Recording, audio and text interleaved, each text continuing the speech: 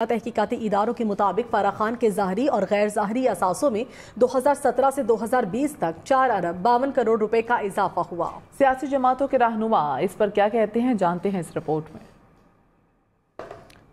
ہم نیوز سے گفتگو کرتے ہوئے مسلم لیگ نون کے رہنما ڈاکٹر طارق فضل چودھری نے الزام لگایا کہ Farah Khan chairman P T I کی فرنٹ مین تھی۔ فرح خان کے اثاثوں میں ہونے والے اضافے سے وہ انکاری نہیں ہیں۔ پنجاب میں عثمان بزدار کی بجائے اصل حکمرانی فرح کر رہی تھیں۔ 3 سالوں میں ان کے اکاؤنٹس میں اور مختلف جو ان کے اثاثے سامنے آئے ہیں وہ 4,520 ملین ہے۔ جب عثمان بزدار جو ہیں وہ وزیر اعلیٰ پنجاب تھے، اس وقت پنجاب میں عملی طور پہ اگر کوئی حکومت کر رہا تھا تو وہ فرح گوگی تھی۔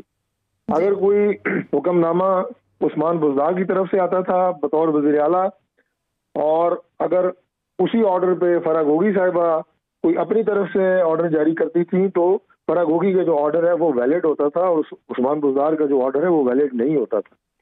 استحکام پاکستان پارٹی کے رہنما محمود مولوی کا کہنا ہے کہ ہر دور حکومت میں ہر کسی نے دوسرے کو کرپٹ کہا۔ فرح خان نے یہ پیسے کس کے کہنے پر بنائے؟ چیئرمین پی ٹی آئی کی اہلیہ کی سرپرستی بھی فرح خان کو حاصل تھی۔ تمام چیزوں کو منظر عام پر لانا چاہیے۔ فرح گوگی نے یہ اربوں روپے بنایا کس کے کہنے کے اوپر اور کیسے بنایا؟ یہ انہی کے ساتھ تھی نا، ان کی دوستی اور ان کی سرپرستی میں یہ پیسے بنے ہیں۔ بیگم صاحب کی بہت اچھی دوست اور ان کے تقریباً گھر پہ رہتی تھی، ٹھیک ہے نا، تو انہوں نے پیسے بنا لیا۔ سب کو پتا ہے، چیزوں کو انویسٹیگیٹ کرنا چاہیے اور منظر عام پہ لانا چاہیے، اور فرح گوگی کو اریسٹ کر کے آپ لے کے آئے۔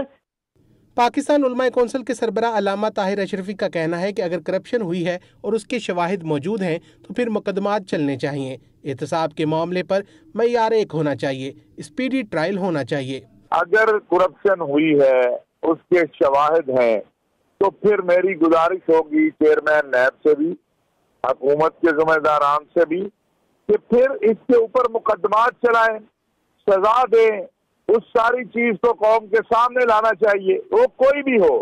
اس میں احتساب کے معاملے میں معیار جو ہے وہ ہونا چاہیے کہ کسی نے بھی ملک کو لوٹا ہے، قوم کو لوٹا ہے، کرپشن کی ہے، اس کو جو ہے وہ اسپیڈی ٹرائل ہو اور سزا ہو اور اس کی کرپشن قوم کے سامنے ہو۔ سیاسی جماعتوں کے رہنماؤں نے اس بات پر زور دیا کہ احتساب کا عمل تیز ہونا چاہیے اور احتساب کا معیار ایک ہونا چاہیے۔